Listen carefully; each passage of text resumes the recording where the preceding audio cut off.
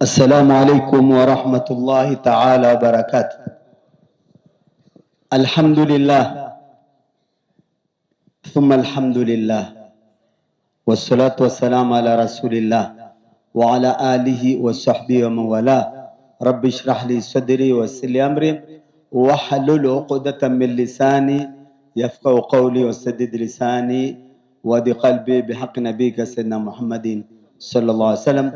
Twashukuru Mwenyezi Mungu Subhanahu wa Ta'ala, ametuwezesha tukafika hapa Hedaru kwa siku hii kwa ajili ya kumsifu Mtume sallallahu alaihi wasallam na kumtangaza Mtume sallallahu alaihi wasallam na kumswalia Mtume sallallahu alaihi wasallam na kumnusuru Mtume sallallahu alaihi wasallam na kudhihirisha nyoyo zetu kwa mahaba na mapenzi ya kumpenda Mtume sallallahu alaihi wasallam.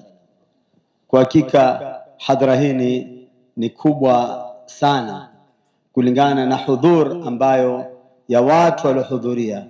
Tuliwahi kuhudhuria kitambo ikiwa si miaka 10 kama hivyo, lakini ilikuwa si namna hii.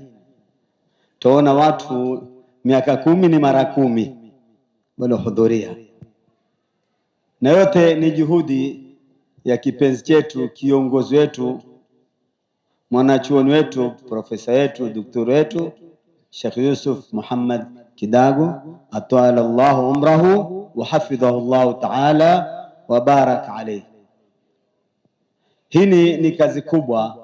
Angalia umma uliohudhuria, wote wamehudhuria kwa sababu ya Mtume, na umma wote unu hakuna kipindi ambao kwamba wamekaa hakupata chakula, watu wote wamekula. Hii ni baraka za Mtume Muhammad sallallahu alaihi wasallam, ambao watu wengine atafanya harusi basi utasikia wengine hakupata chakula.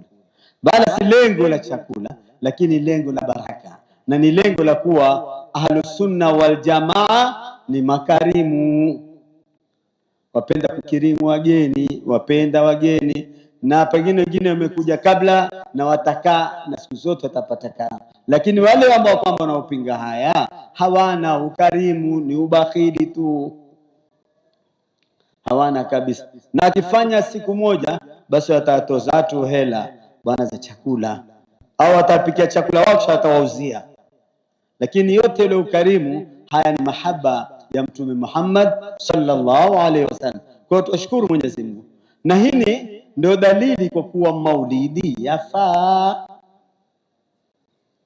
Utambia dalili ya maulidi ni umma uliohudhuria.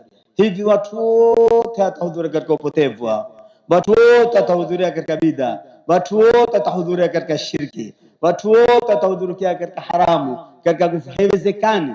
Angalia hizi nyuso, ni nyuso gani? Kuna nuru gani? Ikiwa wanazuoni alhamdulillah, ikiwa viongozi wetu wa serikali alhamdulillah, ikiwa ni walimu alhamdulillah, wanafunzi. Lao ikafanywa hadhara nyingine utaziona nyuso hizi.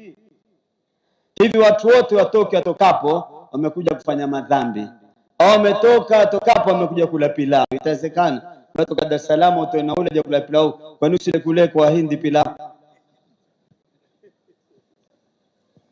Hii ni mahaba ya kupenda Mtume. Mpaka viongozi wetu hapa kina Sheikh Ali, kina Sheikh Shabani na wengineo, hawa wazee ukiona utaona wana nuru, wana ilmu. Hivi waje hapa tu bila jambo lote. Hii ni kuonesha mahaba ya Mtume Muhammad sallallahu alaihi wasallam. Kuzungumza ni mengi na wakati ni mwingi, lakini tazungumza kwa uchache sana. Tazungumza zifungu zitatu. Hapa Sheikh Mziwanda ametuambia kitu cha kikubwa sana, ametuambia kitu kikubwa, ametuambia nasfu na lasku, copy na paste. Yani kukopi kisha alafu ukapaste kwingine, na ndiyo mtindo uliokuweko katika masimu yetu, upenda kukopi tukapaste lasku na nasfu. Lakini sasa zetu azozikopi ni zizuri ama ni zibaya, na wale tunaopelekea ni wazuri ama ni wabaya, ukapaste. Lakini utaona ajabu, vibaya kupestia kwa wingi kushinda vizuri. Makosa uposti kwa wingi kushinda mema, na ndio kitu ambacho kwamba kinachopoteza watu ndio lasfu na nasbu. Haya maandamano yote unaona ni lasfu na nasbu, ni copy na paste. Kina nchi fulani fanya maandamano na sisi fanya maandamano, nchi fulani imefanya hivi na sisi, lakini kisha utadhurika wewe. Usipende kufuata watu kwamba jambo lolote yatakayoangalie la kufuata ni zuri ama ni baya, copy paste. Na copy paste ndio binadamu. Hata weangalia mtoto, utamwona mtoto amezaliwa, yeye kazi yake ni kukopi kisha na kupaste. Akopi kwa nani? Akopi kwa watoto wa wazazi wake, akopi yale yote. Ikiwa ni mazuri atakopi, na ikiwa ni mabaya pia atakopi, kisha ni mtu wa kupaste. Utamwona atajifananisha, ikiwa nyumbani kwao kwa swaliwa naye ataswali, ikiwa watu waswali naye haswali, ikiwa kusoma Qurani atasoma, ikiwa kusomi naye asome, ikiwa kwao kuna uzungu naye atakuwa kuna uzungu, ikiwa kuna dini naye atakuwa yuko. Paka hii ni lugha, sababu lao binadamu hakopi haendeleze, kwa sababu hakuna hata mtu mmoja anayemfundisha mtoto wake kuzungumza, ni yule mtoto mwenyewe tu, copy na paste. Utaona mtoto amezaliwa, hata wewe ukachukua mtoto Mwarabu ukamleta huku, atakizaliwa kinukia atazungumza lugha ya huku, ile Kiarabu ataisema, sababu copy na paste. Na lao ukachukua mtoto ukampeleka mahali, wazungu walijaribu, wakachukua watoto kabila tofauti wadogo kabisa, wakawapeleka mahali kwenye kambi, wakawapeleka na walezi, wakawasharutisha walezi msizungumze na watoto kabisa tena, wakatoa nje ya mji, wakatolewa wale watoto nje ya mji, wakatolewa nje ya mji, wakaulelewa bila kusikia sauti za binadamu na bila kuzungumza. Basi walipokuwa wakubwa automatic wakazungumza lugha ya Kiarabu. Tena hapo kulikuwa kuna China, kuna wazungu, kuna nini, ikaonesha kwa kuwa kila mtu, kullu mauludi yuladu ala alfitra, kila anayezaliwa huzaliwa katika Uislamu, na Uislamu lugha yake ni Kiarabu. Kwa copy na paste, tusijaribu kukopi mabaya, tukopi mazuri. Angalia watoto siku hizi tofauti watoto wa zamani. Watoto wa zamani utaona walikuwa ni watu si waoga si kama sasa. Basi sasa utaona mashujaa kweli kweli. Watoto wa zamani akiona lile jeneza limepita usiku kucha hatolala, atapiga makelele. Lakini watoto wa siku hizi kwenye ile kaburi atakuingia yeye kabla kuingia maiti, ndio kumuondosha ataingia yeye pale, mtakafilika mtamsikiana mchanga sio pale. Watoto wa zamani walikuwa hawatukani matusi yote, kwa sababu hawasikia, hawakopi, hasikii matusi. Na lao atatukana tusi moja, basi asikia mamake atakuchoma ulimi wako. Ile kwamba nitakuchoma atalia kama alivyochoma, kama amechoma. Lakini sasa hata kumchoma hali zisugu kwa kweli sasa. Siku hizi kuna vijana, kuna vijini. Zamani kuna vijana, siku hizi kuna mata haviogopi kabisa. Licha hayo hata matusi, mtoto mdogo atakuja kukutukana mpaka utasikia kisunzi. Kama pressure zitakupanda, kama sukari zitashuka, kama chumvi zitakuwa kati na kati. Yani wafundishana, kumbe ile copy na paste. Ndio kuona wale salafu na swale, mmoja ni Al-Habib Ali bin Muhammad bin Hussein Habashi, katika malezi yake watoto alikuwa ni ajabu. Hakubali watoto wake watoke nje kucheza na wenzao, hakubali kabisa, wakicheza pale pale nyumbani. Asema hafai kutoka kula, takula, kama ni marungi watakula, kama ni bangi watavuta, yani atapata ile nje. Sasa akiwa ile ndani, na ndio mtoto wako ukitaka akue vizuri usimwache kucheza na wengine, sababu yale wengine wajua mtoto ni kushika haraka, wenye kwamba manjalasa janasa, manjalasa janasa. Kwa hiyo ilikuwa ni kwa ufupi. Kisha sisi tuko katika mwezi mtukufu wa Rajab. Rajab ndio ulituambiwa Rajabun shahrullah wa Shaabanu shahri wa Ramadhanu shahru ummati. Rajab ni mwezi wa Mwenyezi Mungu, Shaabani ni mwezi wake Mtume sallallahu alaihi wasallam, Ramadhani ni mwezi wetu sisi, Rajabu ni mwezi wa kulima, Shaabani ni mwezi wa kutia maji, Ramadhani ni mwezi wa kuvuna.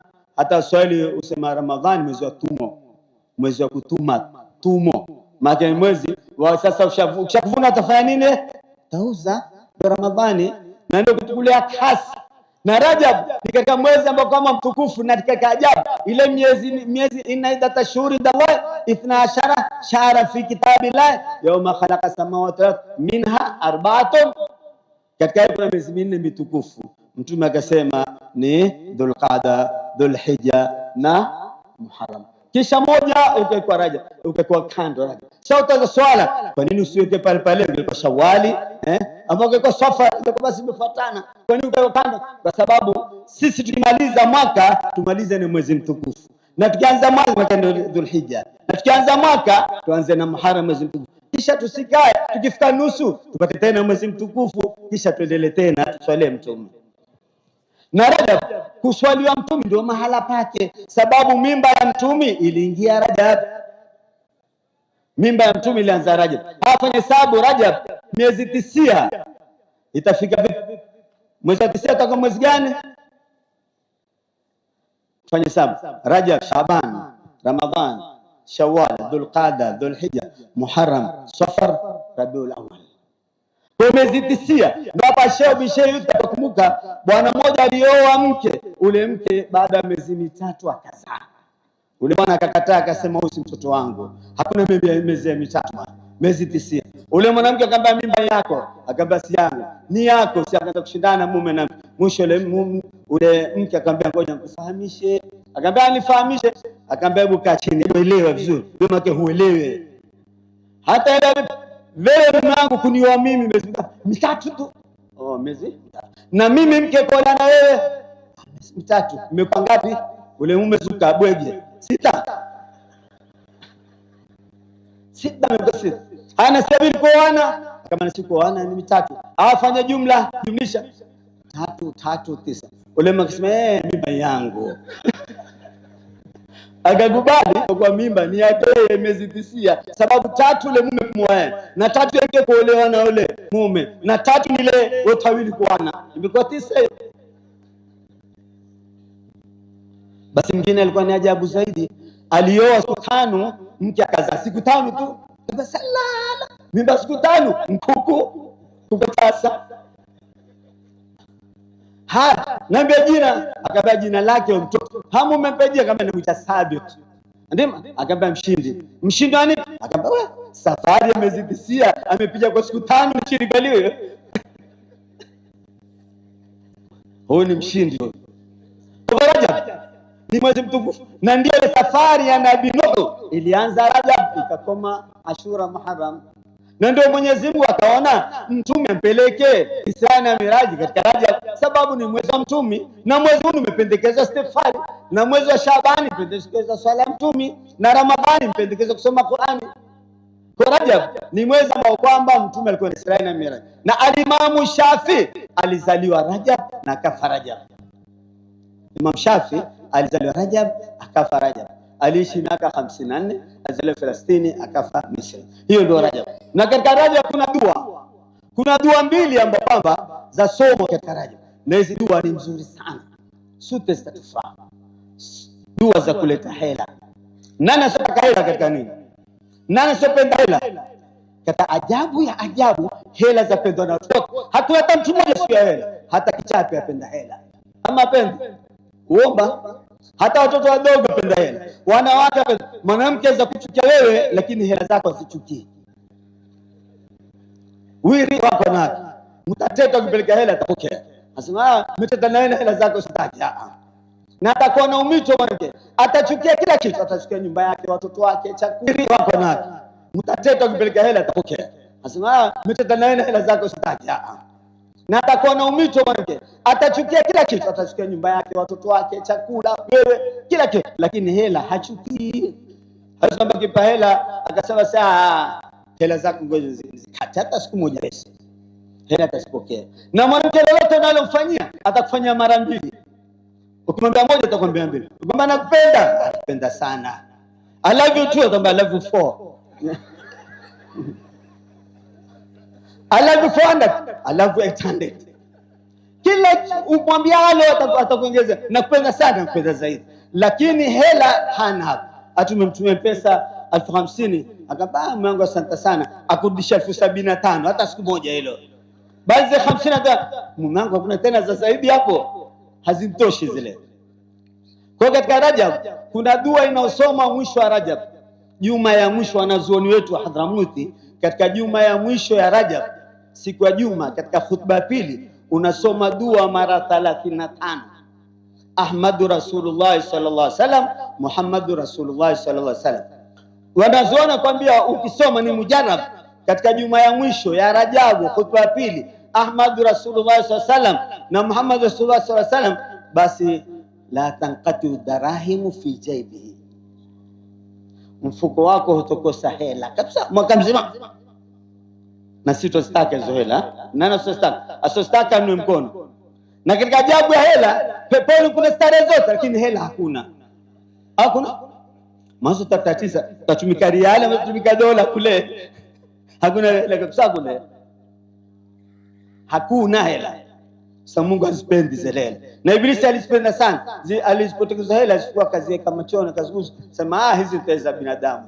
Maana binadamu kwa hela, hata wenye maandamano wengine wamepa hela tofanye maandamano.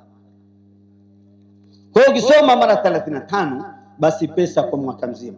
Na kuna dua usoma kila siku, moja mara 7, moja mara 12, basi pia utapata senti.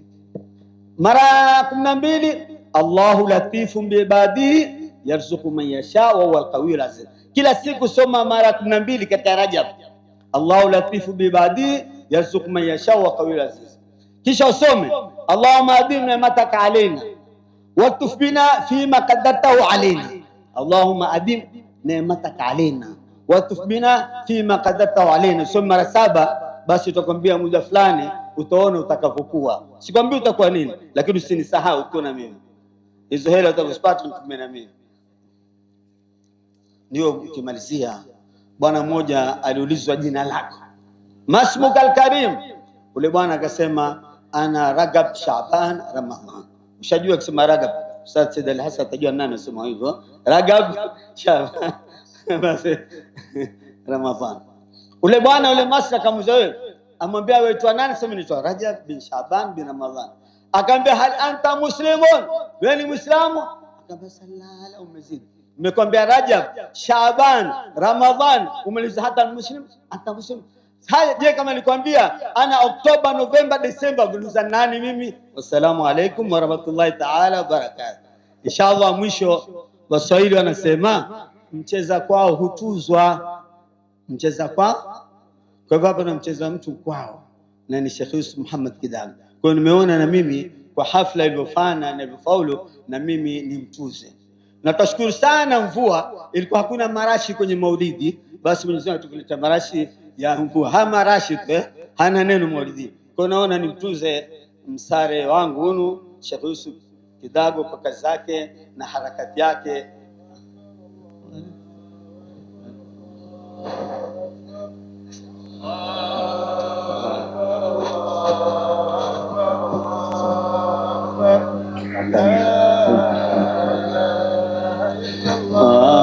Allahu akbar, Allahu akbar.